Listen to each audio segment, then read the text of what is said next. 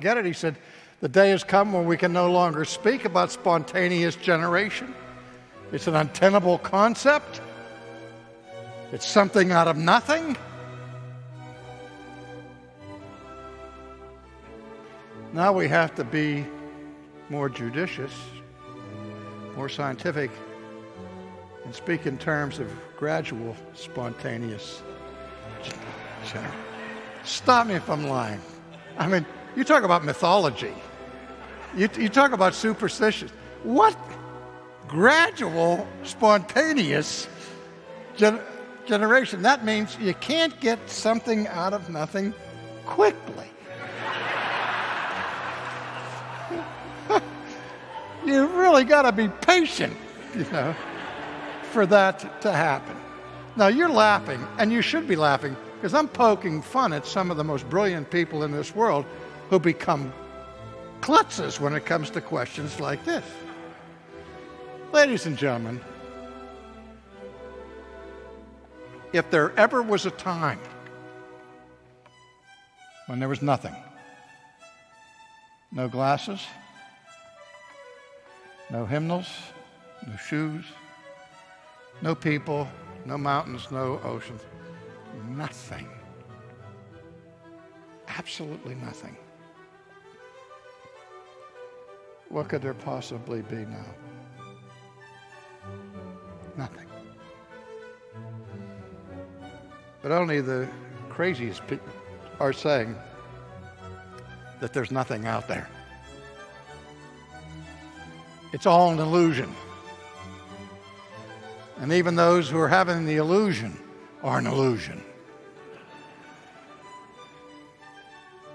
That's why Descartes went to such great pains to prove his own existence, because he understood if he could prove that anything exists, glasses, people, shoes, or books, then you must have something that has always existed. Because if ever there was a time when nothing existed, nothing could possibly exist now.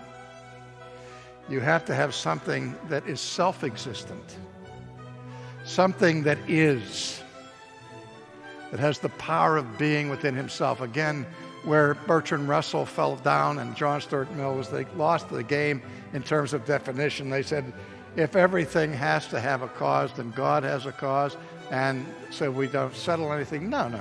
The law of causality does not say that everything has to have a cause. It says that every effect has to have a cause, and it's tautological. That is, that principle is true by definition. An effect, by definition, is something created by a cause. And a cause, by definition, is something that produces an effect. And so all you have to do, cosmologically, is to find something that's uncaused. And if you can't find something that's uncaused, you can't find the scientific explanation for anything.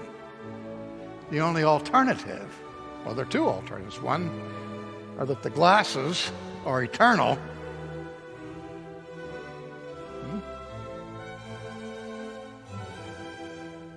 Or they're self-created, which we've already shown how that's impossible. Or ultimately, they're created by something that is uncaused. Those are the only options. You can look at all the different sophisticated arguments. You can boil them all down to those three. And if anything exists now, what Aquinas was getting at is something exists necessarily. And what we mean by necessary existence, and I'm going to try to wrap this up quickly, is that existence is necessary in two ways, both ontologically and logically. Ontological necessary existence means, ontology is the study of being. And for an ontological necessary being to be, it is a being who has the power of being within himself that depends on nothing outside of himself, or itself, if you will, at this point, nothing prior to it, nothing coming from it, upon which it depends. But it is altogether self-existent. The power of its being is within itself. That's a necessary being who ontologically is, and that being cannot not be. Its being is eternal and necessary. Doesn't derive from anything else. Suffers no contingency or mutation. It is what it is eternally and necessarily by virtue of its own being. That's why I said, why is God? Why not? Because the one who is the eternal, self-existent being cannot not be. Don't you see that? That's the ontological necessity. The logic necessity is this, which I've been trying to show you in the last few minutes. That if anything exists now, then logic demands somewhere, somehow, there is a ontologically necessary being. Otherwise, nothing could be. Without a self-existent eternal being, all you would have is nothing. Pure nothingness. And what is nothing?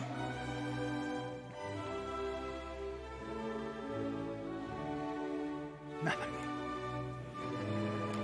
I can't even say what nothing is, because nothing is not.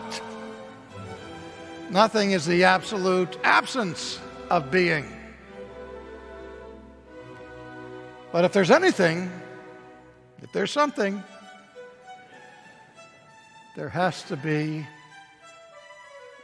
a necessary being who is eternal. And really what that comes down to is this. If there is such a thing as a now, there must be eternity. Because without eternity, temporality is utterly impossible. But since there is a now, there is an eternity. You know, when we started Table Talk magazine 35 or so years ago, I was asked to write a byline in every issue. And I chose, consciously, a title for my article. I'm not going to test you to see if you know it, but some of you will. For 35 years, I've been writing an article under the title, Right Now Counts Forever. You see, the culture that Harvey Cox described can only say to you right now counts for right now.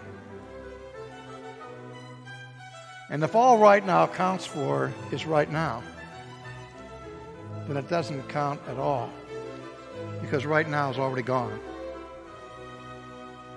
It's gone. Right now counts forever because there is a forever. And because there's a forever, everything that we do, everything that we experience, every pain that we endure, every tear that we shed is significant